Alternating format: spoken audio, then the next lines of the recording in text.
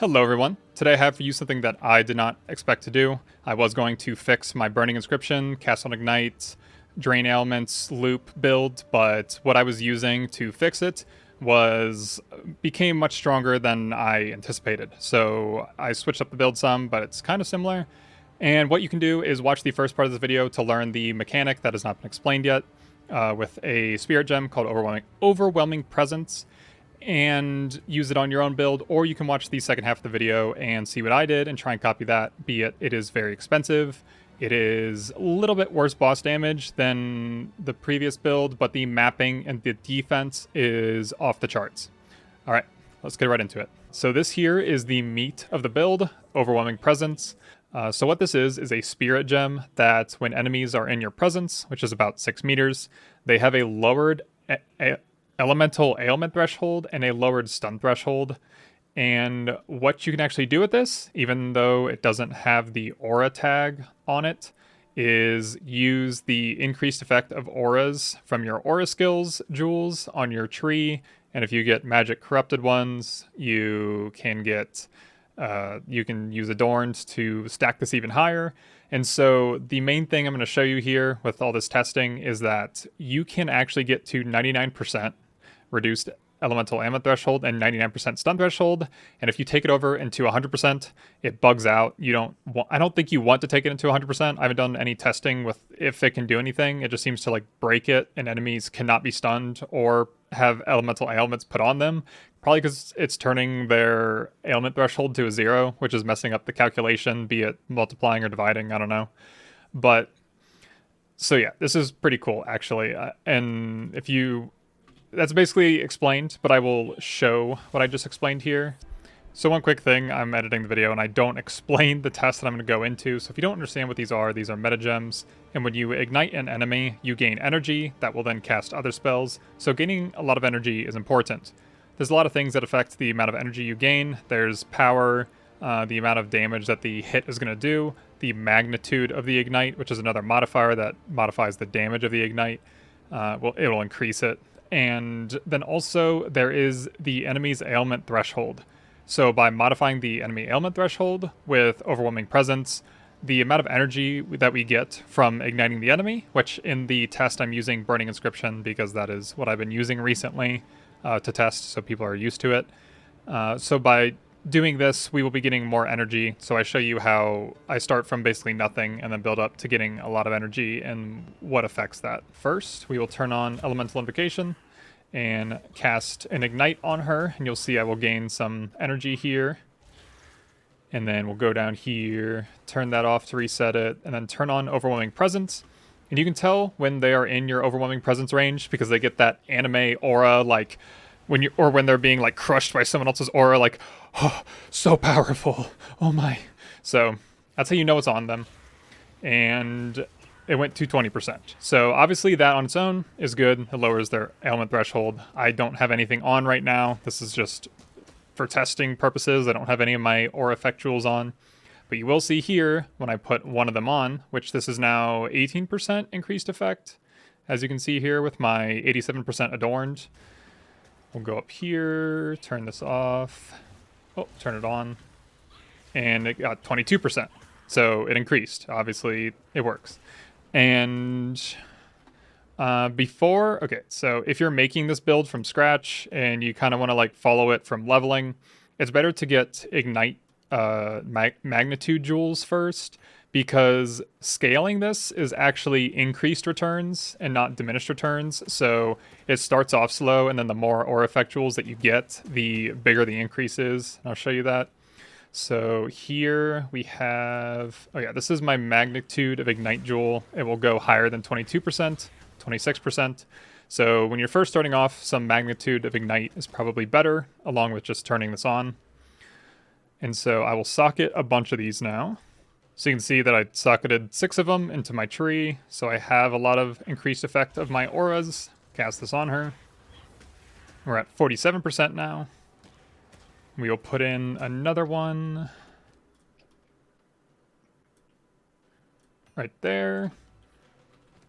Reset this. Cast on her again. So yeah, that went up a lot. Holy.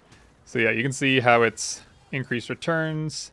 Let me reset this. So the more you put on, up to 99%, the better it is, like each one that you put on. So I socketed in all of my jewels, and then I put another 10% increased effective auras from your aura skills onto here. And I will hit her with this now, and you'll see how much energy I get.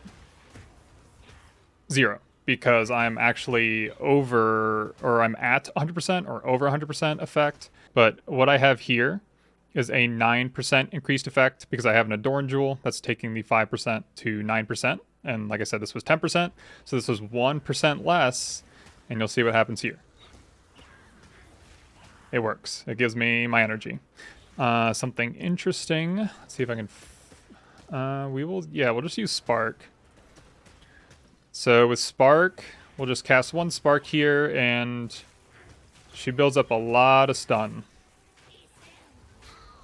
Normal enemies will get stunned immediately, but you can see how much stun she gets from just Spark because of her stun threshold being all the way reduced by 99%. That literally just Spark will stun her. We will put this back on because it does something kind of silly. So now we're back to over 100% or at 100%. And we'll try and stun her. And you can just see it doesn't do anything. That is not the silly thing. For some reason, when you do it against lesser enemies, their stun bar will go crazy. Yeah, it just puts it all the way across the screen. Oh yeah, there she goes now too. It's so weird. But you just take this off on the tree. Yeah, if you just take this off on the tree, put this back on, and then your Spark will then stun every enemy within 6 meters of you. No matter what. So the defense of this build is insane. You just completely make enemies just not able to do anything. We'll talk more about it and what else I have on the build, but this is just crazy. So how much aura effect you need is going to be different depending on the gear you have. I have a level 21 Overwhelming Presence because that moves the elemental ailment threshold from a level 20 from 24 to 25, and then if you put quality on it, it gives it 5% more per each. So that means the gemling can put 10% quality on it, and then his base, instead of being 30, will be 32%. If your level's lower, these will be different, so you just gotta do the best you can with whatever build you got. But yeah, if you do a level 21 gem by corrupting it, then you don't corrupt a level 20 gem, you corrupt something lower, and then use a level 20 gem on this one, which will make it go to 21, because you don't want to waste money on level 20 skill gems, obviously. But yeah, so I have 30% base, and a gemling can get 32% base. And then how much aura effect you need on the tree depends on what adorned you have. Basically, every breakpoint of 10% will increase the percent of the aura effect, assuming you have a 10% aura effect gem. Will increase it. So if I had a 77% adorned, it's only going to increase it up to 17%, so I would need more jewels. So since Overwhelming Presence is a presence, I use this on my build, where presence radius is doubled, which is really nice for this, obviously. I'm kind of a spirit stacker build, so getting the 100 spirit on this is definitely a good thing too. Very synergistic with the build. But I'll show you here that how it looks. You can see that I still have Overwhelming Presence all the way off screen. So I will literally be stunning her with one shock from here. Let me turn off Comet or she'll get obliterated. But you can see oh yeah, so she got stunned right away and ignited because she has no elemental ailment threshold. I'll tell you how Spark's igniting later. But this actually snapshots. So if I take this off, you can see she still is being affected from this distance, which she was not earlier, and I'll still prove it to you in a second. But I want to see if... Okay, so you have to do it per area. So you can see I have to be this close now that I've loaded back in. And then when I put this on, it actually will not work on her all the way over there. So it definitely snapshots like per loading zone. And to fix this, I would just have to turn this on and off, and then it'll affect her from that far away. So a couple notes. Don't run any map that has increased elemental ailment threshold And don't do Simulacrum because that mod can appear there also. This just bricks the build basically, because what we're doing is the enemy's elemental ailment, I think, is pretty much just a flat number based on their health. That I don't know if that's true, but it sounds very good, and I'm pretty sure it's true based on how stuff feels when I face enemies. Because if you go to like level 40 area and hit enemies, it will give you way more energy than going somewhere else. If you play in group play, it's harder to proc stuns and get elemental ailments because it increases the enemy health. So I'm pretty sure that's what it's based on. And then what we're doing with Overwhelming Presence is lowering that flat number by 1% all the way down to 99%. So they are barely just blocking any of what we're trying to proc onto them. So if you run those mods where it increases it's basically just pulling that bar all the way back, and you're just back to a normal build, and it's not like you're using this very overpowered tech. Okay, so for the build, we are using Spark to cover the whole screen with the Spark projectiles, because that's what Spark does, and it's very strong. So this will be stunning every enemy that is basically on screen. As you saw, the Overwhelming Presence reaches to the corner of the screen when I have on the Alpha's Howl helmet. And this is also going to be triggering our Cast on Ignite Comet. I just found Cast on Ignite to do much better than Cast on Shock. I don't know how to make Cast on Shock work very well, but I'm pretty sure it takes a lot of tree investment and probably Archmage and whatnot. But Cast on Ignite just kind of works, and this is because we are turning our damage into fire damage, 75% of it.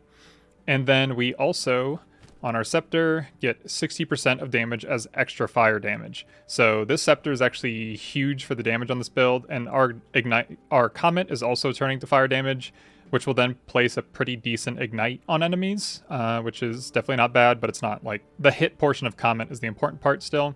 But you can see if I take off the Scepter, our damage goes down by more than half on Spark, and that's just because extra damage is fire. When you already have fire damage as the main thing, is basically a damage multiplier, which is really nice. Well, every extra damage as is a multiplier, but it only applies as the type that it says.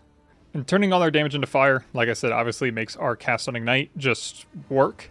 And then also we can just use one curse to increase all of our damage, which is this is just becoming synergistic.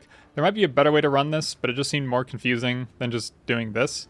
And Blasphemy is actually, the curses that are on it are increased by aura effect. So that's why I'm putting Blasphemy on here, because it's so powerful. And this is the other part that makes this so powerful. We have temporal chains, which means enemies will be stunned for longer.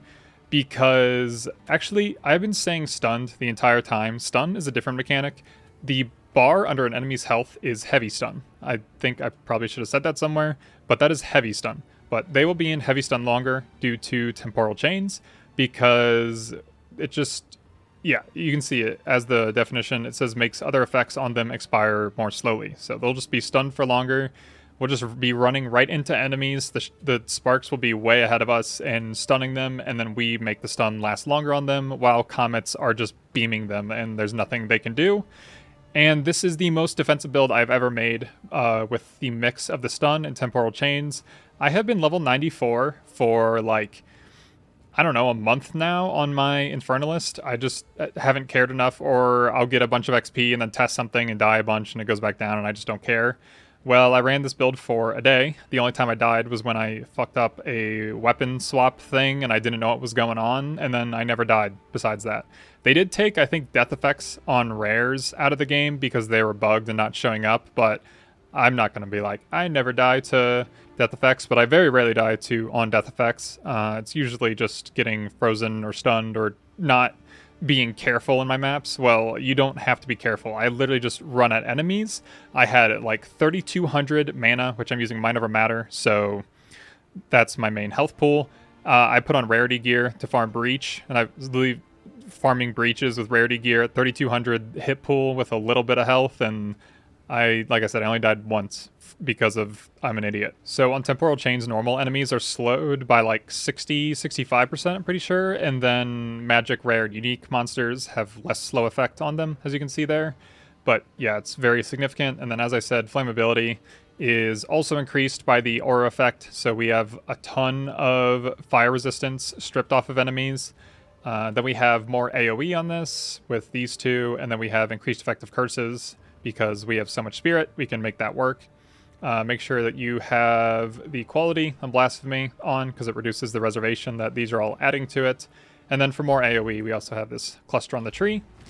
But yeah, so on top of lowering the fire resistance, we also do fire exposure with Eye of Winter, which is actually on one of our elemental invocations, which is obviously getting energy from our spark with its fire damage or with its ignites that it's doing.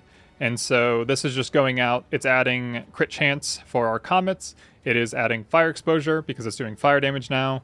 I have it so enemies explode on death when they get ignited by this skill. I don't know if it works or not.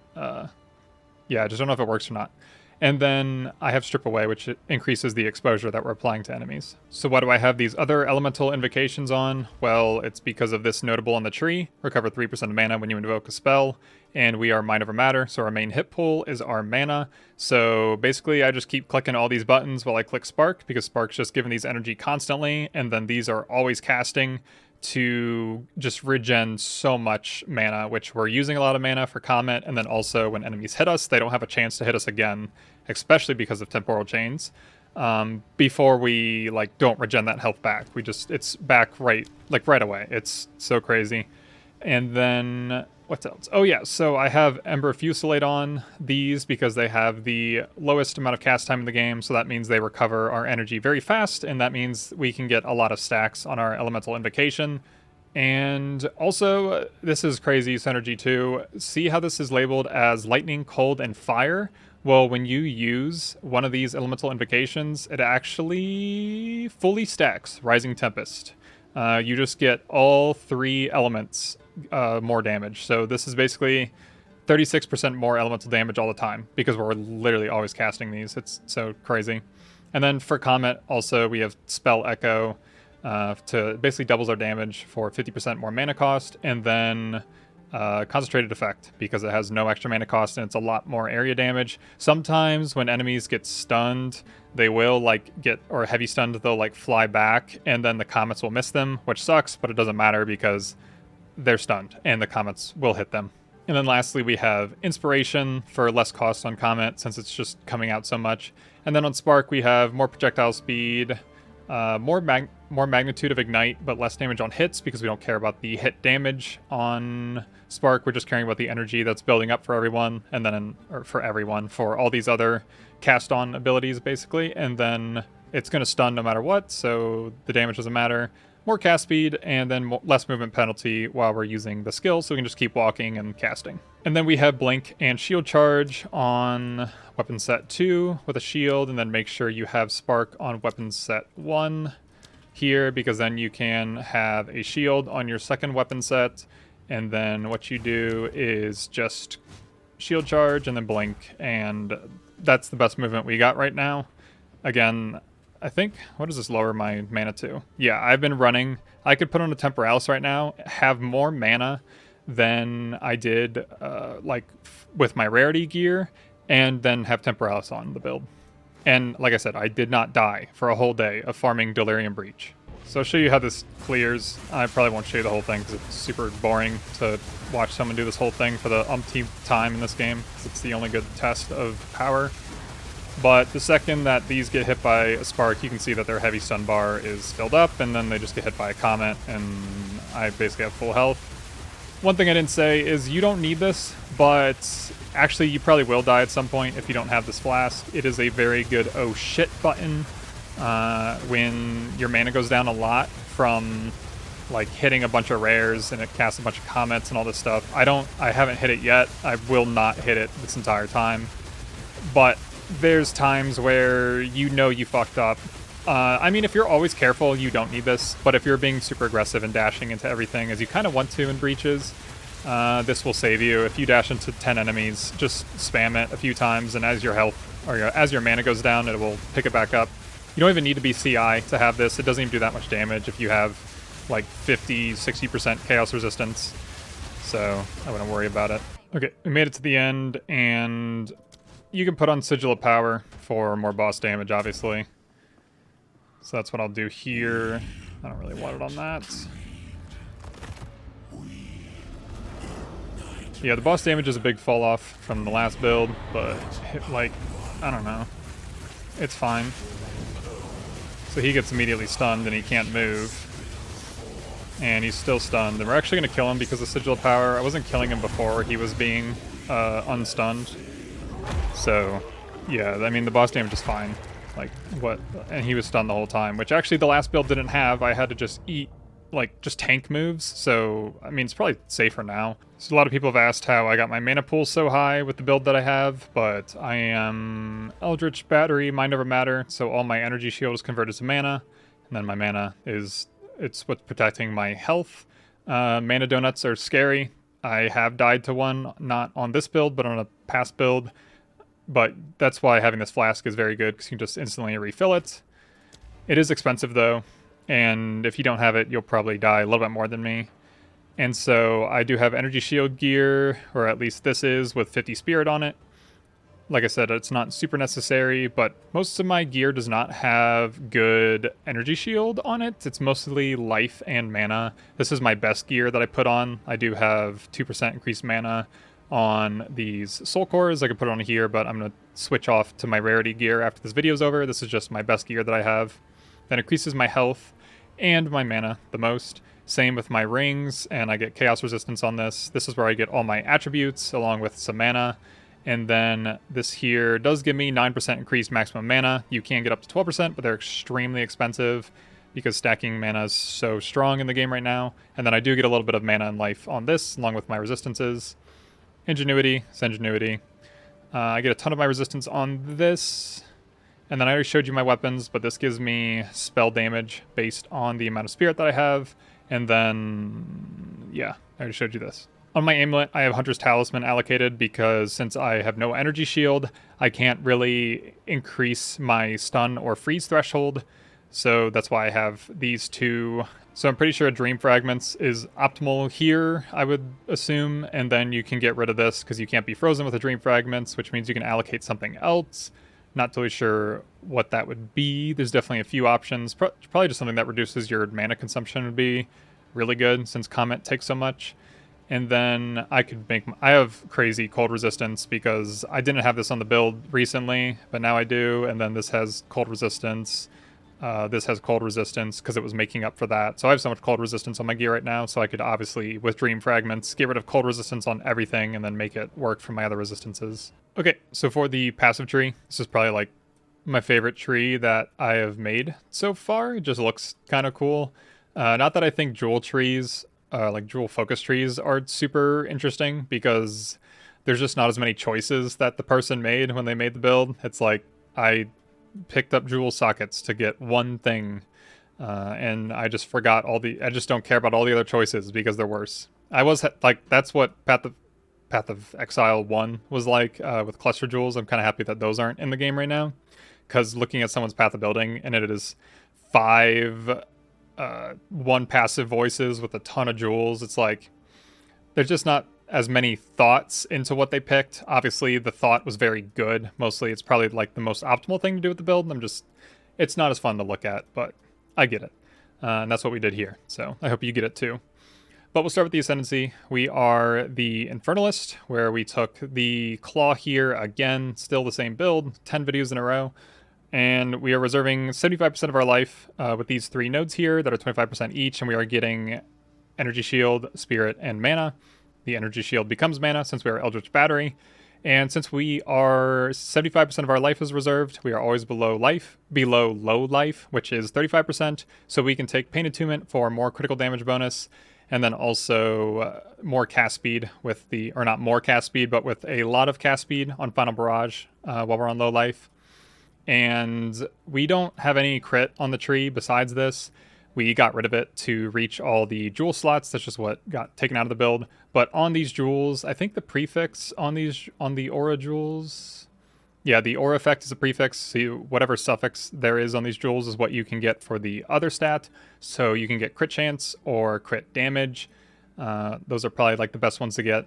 along with definitely you want like a few recover mana on kill suffixes. That's very important since during mapping you'll be getting hit, casting way too many comets, and then as soon as you kill an enemy, you just get a ton of mana back. So those are good suffixes to get. You can get cast speed also. Some of them, again, I didn't even worry about what the suffixes were initially, and then I started, once the build was good, I just started grabbing a few good suffixes. So right now on Comet, the crit damage isn't terrible, and then the crit chance is kind of bad, but we do have Eye of Winter for enemies that need crit down. This will put 10% increased crit chance on them, so very good, and we still do get a good bit of mileage out of crit on the build. And then we do take these because this is Aura Effect, and it's optimal for the amount of nodes you got to take to get this instead of going for more jewel sockets, even though, what was it, 1, 2, 3, 4, 5, 6, 7, 8, 9, 10. So that's basically 2 more jewels, but we are getting the amount, at least mine, of like 2.5 jewels. So I probably could switch to it if I wanted. If I had a lot of good suffixes on my jewels, I could switch to putting the remaining aura on jewels instead of these. And then we already talked about the more AoE of curses. This is extremely strong with Spark. It allows the Spark to chain to another enemy, which is helping clearing and putting more ignites on more enemies during mapping. This is spell damage per mana. This is increased mana, but you get increased cost, which is fine as long as you're not going And then we get a level of all cold skills, which is very good on Comet. We're also increasing the level of Comet with our talisman here, +3 level of all spell skills. And then also we have a level 21 Comet. It's very easy to corrupt that and then buy a level 20 gem because you don't need all of the slots on the gem. Like you don't need a 6 link because the Cast on Ignite is what's 6 linked. Gaining some energy here. I just had to get rid of this for something else. I think I just chose it. Like I chose the skills over that. And then we already talked about this. That's all of our mana and health regain. So a lot of people ask on all my videos, where am I getting all the spirit? We got spirit here, spirit here, spirit here. You can get it on your amulet, but I did not. So if you're going Temporalis, you would probably need spirit here, or just sacrifice mana regeneration if you have, well, you won't have a lot of mana, so it kind of sucks. But you could probably make it work. Maybe get rid of Eye of Winter. And then, yeah, there's all my spirit. Oh, just, I'm getting spirit from this also. So that's all my spirit. There are jewels that can increase the amount of spirit you have, but they don't fit in my tree anymore, so I don't have them on there. So that's where I'm getting all my spirit. That is the build. It is definitely expensive, and yeah, this is like, just guesstimating. This is like 15 divines, 15 divines, 5 divines, 20 divines. I got it for like 5, but it should have been more, like probably like 10, 20. This is good gear, like 5 divines each. I don't know what this is anymore. I think I got it for 27. This is probably like 5 to 10, probably like 5. And adorned of 87% is like 60 divines more now. All these jewels are like a divine each minimum, and then you got to corrupt them, so you're going to fail some of them. If you're buying them corrupted, they're going to be more. If you buy them with implicit, they're even more.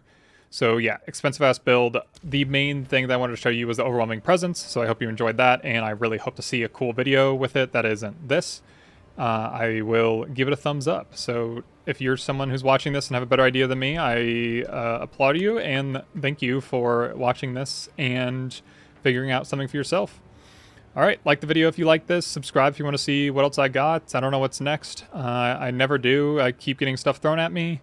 And then, what's the other thing? Oh yeah, comment if you have a question. I hope I answered everything this time before in advance though, but don't hesitate. All right, see ya.